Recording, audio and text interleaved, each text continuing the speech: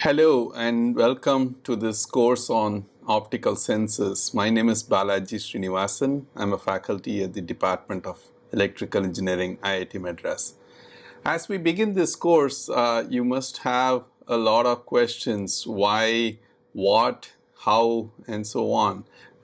So why optical sensors? What are these about?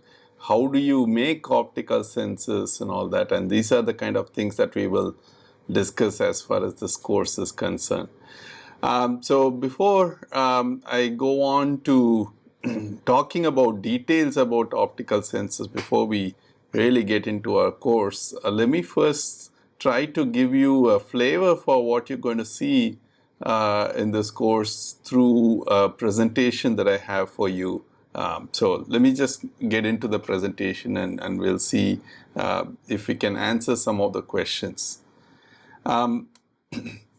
So we live in a world of cyber physical systems. So you want to ask the question, what are cyber physical systems? Well, cyber physical systems are a triad of computers, communication, and sensors.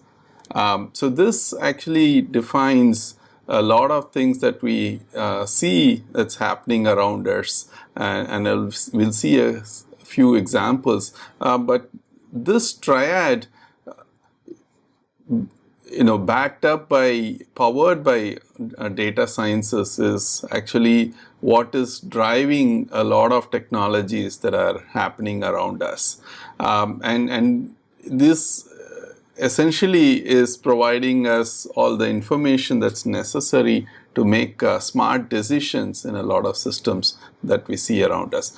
One such example is the smart grid. So what we see in a smart grid is there are these power generating stations. Maybe we burn coal, we have hydroelectric power, wind power, and so on, wave energy and solar power and so on. So we have all these generators, and those are actually plugged into the grid. And then you have all these consumptions that's happening in big industries, in big cities, urban areas, as well as your residential areas. In all these places, you consume electricity. So you need to have a distribution network, and you need to have sensors all across the distribution network which are monitoring how power is actually generated, how power is consumed in a real-time basis. To do that, then the sensors need to communicate all the relevant information to a central node, where with the help of processors and with data sciences, you are able to make some smart decisions about this entire system. So the smart grid is one such example of a cyber physical system.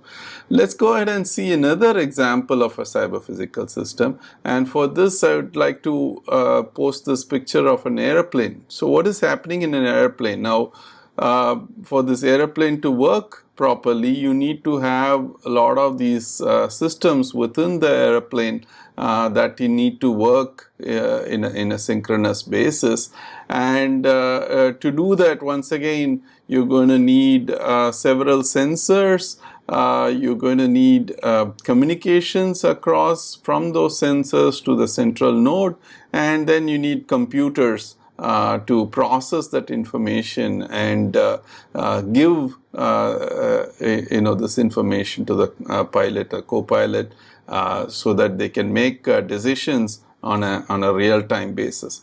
So one such example that's already present is inertial navigation sensor. For example, in a fiber optic, gyroscopes are widely used for inertial navigation, and then of course you have optical fibers that are carrying information from one part of the airplane to the other part, and that's helping the information processing and the control systems. So that's already available in a lot of airplanes today. But there are a lot of other opportunities, and this is where this course becomes important, because you could potentially have sensors that could be monitoring the structural integrity of different parts of the airplane or the engine. You could have things like the fuel tank indicator, and so on. So there could be a lot more sensors that could be deployed. And this is actually the real problem. When you look at cyber physical systems, and I go back and flash this picture again, you see this computers have been around with us for several decades now, to the point that we take them for granted in a lot of applications. And thanks to a lot of developments in the last 2 decades, communications is also becoming a fairly mature field, fairly reliable field. But from this perspective, when you look at sensors, there are not as many sensors as we would like. And smart grid is one example where we would possibly like to see sensors deployed all along the distribution line, so that you can clearly make out where are the major losses that are happening in the distribution, and also if there are any faults that are happening along that network, you could get real-time information about those faults. So we could use a few more sensors in these cases, and so is the case that we are talking about here. As far as an airplane is concerned, you could deploy several more sensors across the airplane, and that can give us real-time information. And what we gain from all this information, this is actually an example of what is called distributed strain sensing.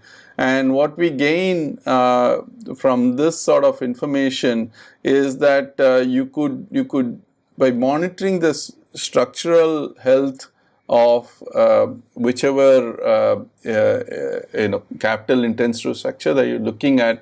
It could be an airplane, or it could be a bridge, or a dam, or a ship, or any capital intensive structure that you can think of. If you could get real-time information about that structure, the faults that are developing in the structure, if you have an early warning about these faults, you could potentially try to go back and address those faults before they become a much critical fault that could lead to some permanent damage and so on. So essentially what we are talking about is we could save a lot of money, or we could protect the investment that we have made in these structures by doing condition monitoring of the structure, or structural health monitoring, if you may, and that could be a reasonable way forward. And a key to achieving that, what I'm trying to motivate you to understand is development of appropriate sensors, and that's actually one of the key goals as far as this course is concerned. Yet another application that I could talk about is perimeter sensing. A country like India has a border with several other countries where we need to secure our borders, we need to monitor our borders, we need to look at possible intrusions across the border. And what if we could deploy a sensor that could do this intrusion detection in real time, and could warn people appropriately, so that appropriate action could be taken, right? So this once again is a case where timely intervention can save a lot of money. Okay, so that's sort of the background. So let's just go into and specifically see why you may need an optical sensor for several of these applications. Okay, that's what this course is about. Now, of course, when you talk about optical sensors, you are referring to sensors that are working at optical frequencies. And here you see electromagnetic spectrum. So you're starting from hertz, kilohertz, megahertz, gigahertz. This is where most of your communication is getting done. Your mobile communication, for example, is happening over here. Wireless communications happening over here. But of course, you go up to 10 power 14 hertz. This corresponds to optical frequencies, and that's clearly where optical communications is happening. Now, these optical frequencies are quite important from a sensing perspective also, because of the fact that these optical frequencies correspond to wavelengths which are in the order of micrometers, right? And that sort of wavelength allows you to achieve sub-wavelength precision or sub-micron precision in this case with a lot of your optical sensors. And this is one of the things that we're going to actually look at in a little more detail as far as this course is concerned. You will find that there are several applications where we can achieve very high level of precision with the measurement because of the use of optical frequencies. It also is important to note that the optical density of materials is sensitive to physical parameters such as strain, temperature, pressure, and so on. And that is actually a very good opportunity, because what that tells you is if you have these physical parameters that are changing, that can change the optical density of the material. And so if you are sending an optical wave through this material, you can pick up those changes and you can possibly get an idea of what are these physical parameters that are getting changed. And one of the important things that you look for as far as a sensor is concerned, it should be non-invasive. It should not compromise the regular function of whichever system that you are deploying the sensor into. So we'll find that optical sensing is actually working out very well from that perspective. And it should be non-destructive, meaning the sensor by itself, while deploying the sensor itself, should not compromise the strength of a structure. For example, while putting in a sensor, you should not, for example, have a crack that's developing in the system. So it completely defeats the purpose if it is, if it ends up causing damage to the structure. So it is very important that it's got to be a non-destructive mechanism solution that's deployed for these applications. But it also helps that when you talk about optical sensors, we are relying on a fairly mature technology, and that for that we need to thank optical communications, because you know how optical communications has come in the last couple of decades and completely revolutionized the field of communications. And what that also means is that the components that you need for a typical optical sensor is relatively easy. And as far as this course is concerned, for the most part, we're going to be dealing with optical fiber sensors. So let me spend a little bit of time to say what is an optical fiber sensor, or why do we need an optical fiber sensor? Well, that why question is relatively easily understood if you understand why optical fiber communication makes a lot of sense. We know that optical fiber communication makes a lot of sense because of the fact that the optical fiber, which consists of a core surrounded by a relatively lower index cladding region, is intrinsically very low loss, and the loss could be down to 0.2 dB per kilometer, if you consider a wavelength of 1550, which is where most of the communication is happening. And what that means is you can send light over long distances, and that is actually a fairly good aspect as far as optical fiber sensors also concerned, which means that you can actually send a probe in this case an optical probe, which can be confined along the core of the optical fiber, and it could be sent to fairly long distances.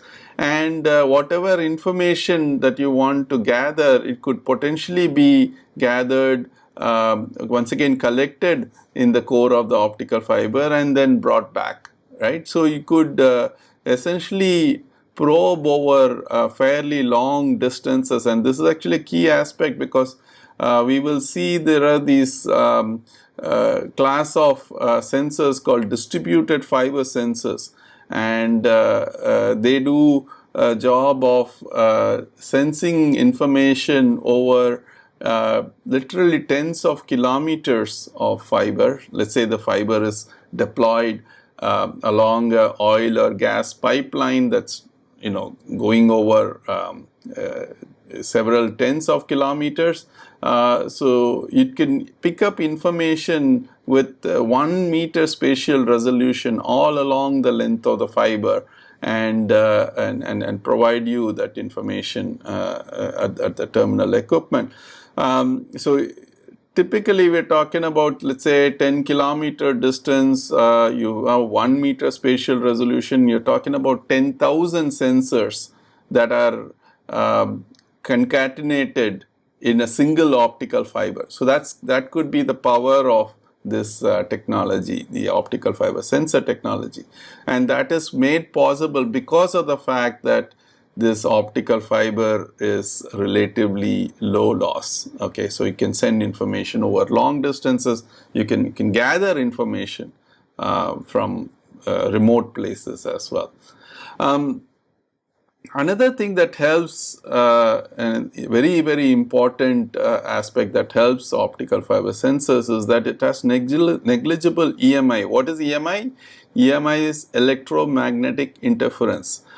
When you consider an electrical sensor, you're going to have these wires that are connecting these electrical sensors, and whenever you have these wires, there is always a possibility of some external electromagnetic radiation coupling into those wires, which is what we call as electromagnetic interference, and this can potentially give you false information as far as a sensor is concerned.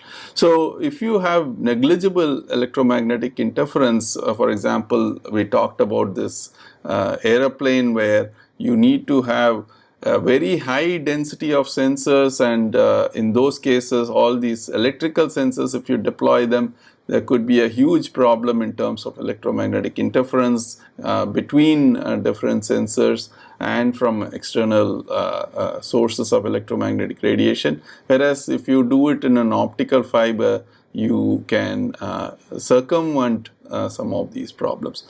And another aspect of optical fibers that gives a very good advantage is its ability to bend around corners.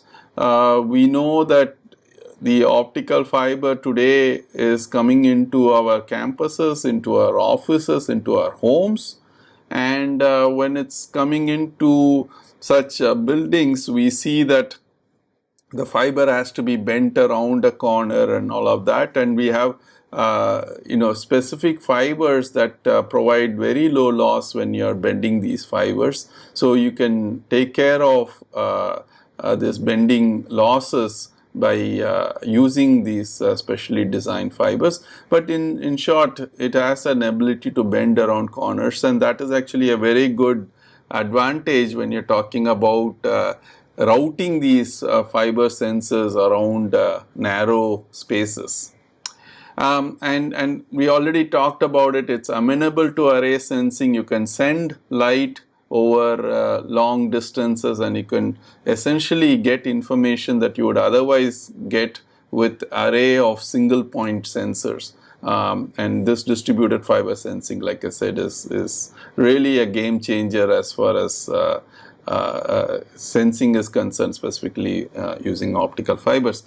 And the graph here, it's coming from the source, is showing the because of all these reasons, the optical fiber sensor market is actually growing quite rapidly. We're looking at billions of dollars a market already, and having a healthy growth trend.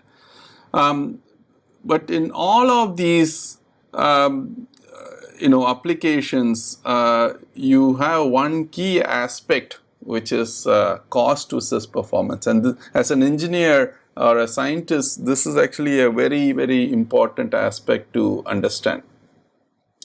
Let me take the example of a mobile phone. Today, most of us have smartphones, and when you consider smartphone, you can go into a high-end phone like an iPhone, and which gives you excellent performance. But what do most of us use?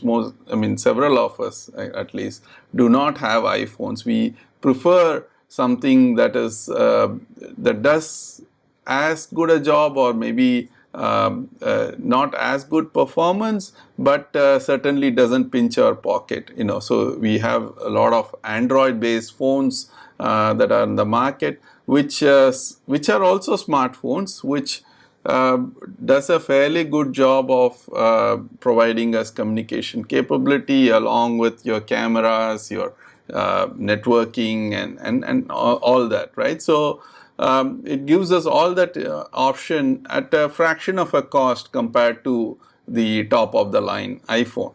So what are we talking about? We're talking about this trade-off between cost versus performance. It is not critical in several applications that we have the highest performing sensor out there. You may need only a certain level of performance of the sensor, but you need to do this at a much lower cost than what this high performing sensor can provide.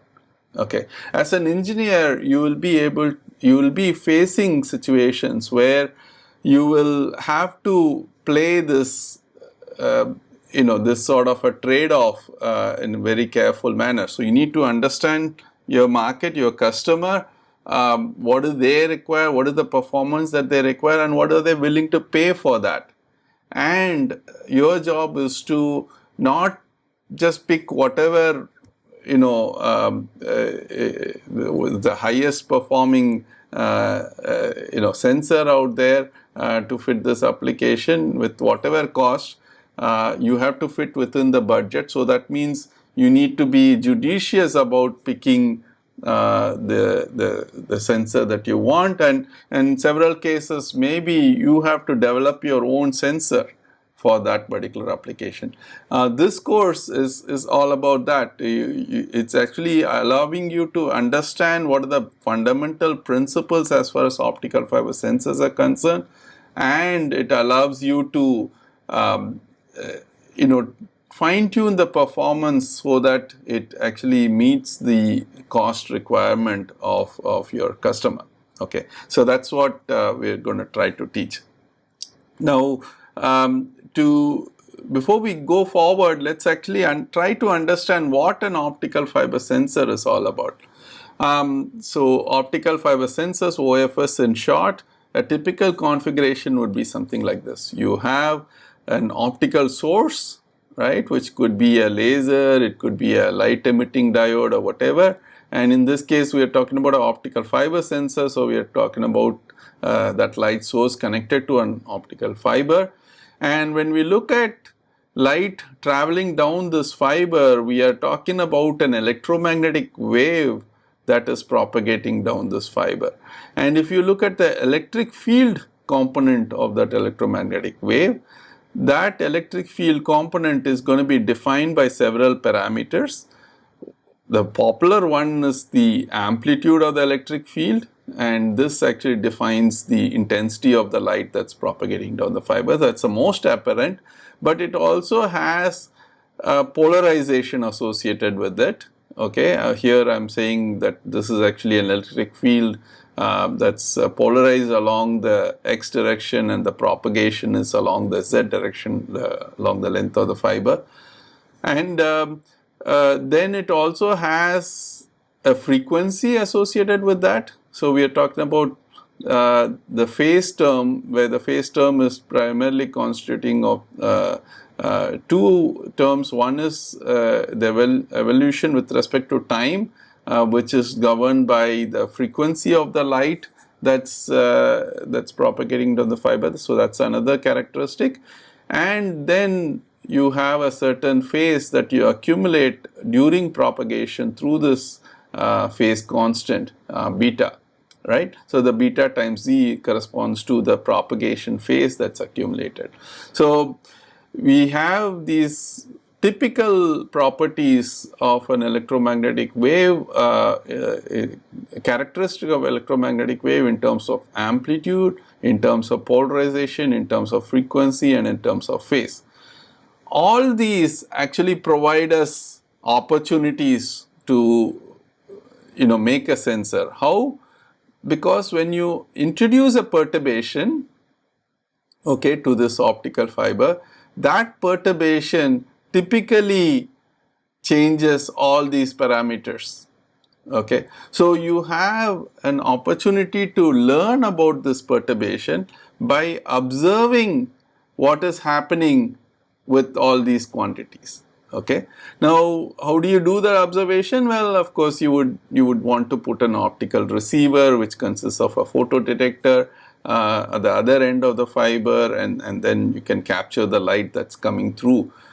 There is a problem here though. The problem typically is the photodetector here, the optical receiver here, not only captures the light that's modulated due to this perturbation, but it also captures a lot of unmodulated light. Okay, so what am I talking about? You are actually seeing me on your screen, and that is because I have a light source that's falling on me, and the light is actually scattered off and it's captured by the camera over here in front of me. Both the light source as well as the camera are in front of me. Suppose you are sitting behind me and I'm making a gesture like this. What will you see? Well, you will see a part of what the light that's modulated by my gesture, but a major part of the light that you see is going to come directly at you from the source. Okay, and this might end up blinding you to the point that you may not be able to make out the gesture that I'm making, right? Now contrast this to this situation where you put your optical receiver on the same side as your source. So essentially you're looking at light that's backscattered from this perturbation, and that's typically the situation that we are having right now. So you have the light that's falling on me, I'm the perturbation, and the scattered light from me is reaching you through this camera, which is essentially your optical receiver. So what are the advantages of that? Well, the key advantage is that my background is relatively dark, so you're able to make out my gestures with much higher sensitivity than you would otherwise do if your detector or your receiver was in this direction. So this is actually a very important aspect to understand. By looking at the backscattered configuration, you could potentially make highly sensitive detection of information, and the information that we are trying to gather here is essentially the perturbation of the fields or the optical wave that's propagating down the fiber. The perturbation is changing all these characteristics like phase, frequency, amplitude, and polarization. So it results in the modulation of that. And this could be due to the perturbation, which could constitute strain, temperature, pressure, rotation, all these physical parameters. But in all of this, a key part to understand is that we are dealing with an inverse problem. What do I mean by inverse problem? Well, I am seeing, say, some change in the intensity of the light, okay, and I'm trying to make a decision based on that. So I need to attribute that change to this perturbation. It could have been caused by this perturbation or it could be caused by something else, you don't know, right? But typically you are trying to make an observation and then say based on that observation what could be the perturbation that caused it. Okay, so that's what I mean by a inverse problem, and that's actually a fairly tricky thing to do because for example, that perturbation, could result in an intensity change here, and there could be some other perturbation as the light is propagating back towards the photodetector, which can also cause some changes in the intensity, right? Then can cause some noise essentially in your detection, and so that is something that you want to be looking at. But the perturbation can also be because of multiple terms like strain, temperature, pressure, rotation. So suppose both strain and temperature are changing, let's say the phase of the light that I'm getting over here, you don't know what caused it. So you're just seeing a change in phase as a function of time, but you don't know whether it's caused by strain or temperature, and that's actually the classic issue as far as inverse problems are concerned. And you need to be coming up with a solution where you can unambiguously pick up these attribute these changes to changes in strain or temperature, and that's part of the engineering that you're going to have to do, and we will look at some of those techniques as far as this course is concerned. But we are at a point where we can possibly understand what's happening as far as this course is concerned. So you could have sensors that work primarily on detection of changes in amplitude. We could have sensors that look at changes in phase. So we call it as phase modulated sensors. You could have frequency modulated sensor, or you could have polarization modulated sensors. So these are the different modules that we will consider. We will look at each of those type of sensors and we'll see what are the challenges involved in that, and how could you make, if you wanted to make say a phase modulated sensor, how could you make a phase modulated sensor without getting external noise and so without being affected by external noise and so on.